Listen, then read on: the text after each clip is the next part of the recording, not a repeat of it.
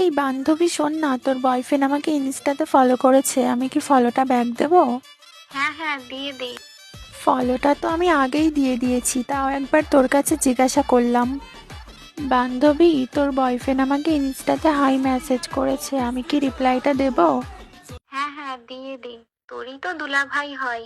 Reply তো আমি করে দিয়েছি, সারা রাত কথাও বলেছি, তাও একবার ভাবলাম তোর কাছে জিজ্ঞাসা করে নিই।